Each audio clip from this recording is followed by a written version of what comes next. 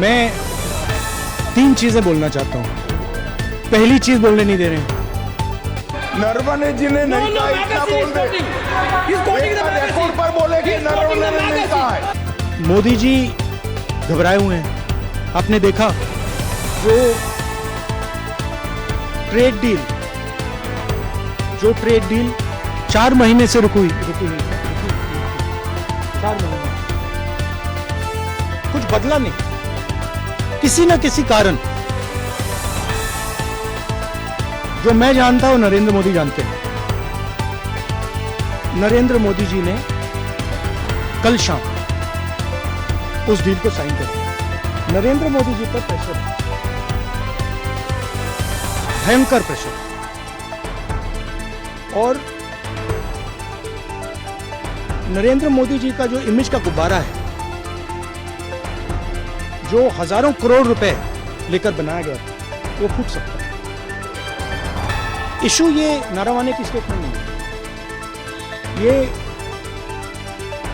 ये side show है, और वो भी जानते हैं, मैं भी जानता हूं। मेन बात ये है कि हमारे प्रधानमंत्री को कॉम्प्रोमाइज कर दिया। किसने किया है, कैसे किया है,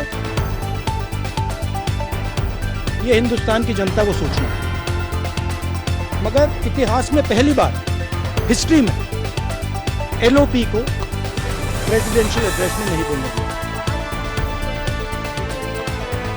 वो तो ऑटोमेटिकली होगा। बट ये आप समझिए, और हिंदुस्तान के जो किसान हैं, आप सब समझिए कि इस ट्रेड डील में आपकी मेहनत को, आपके खून पसीने को नरेंद्र मोदी जी ने बेच दिया है। और वो इसलिए बेचा है क्योंकि वो कॉम्प्रोमाइज है। सिर्फ आपको नहीं बेचा है, देश को बेचा है। इसलिए मुझे वहां नहीं बोलने दिया। नरेंद्र मोदी जी डरे हुए हैं क्योंकि जिन लोगों ने उनकी इमेज बनाई है, वो अब उस इमेज को छोड़ने लगे। एक अदानी जी पर केस है यूनाइटेड स्टेट्स में। वो अदानी जी को टारगेट नहीं कर रहा है, वो नरेंद्र मोदी के फाइनेंशियल स्ट्रक्चर को टारगेट कर रहा है। एक वो है। दूसरा है एप्स्टाइन फाइल्स। एप्स्टाइन फाइल्स में अभी और माल है, वो अभी रिलीज नहीं हुआ है।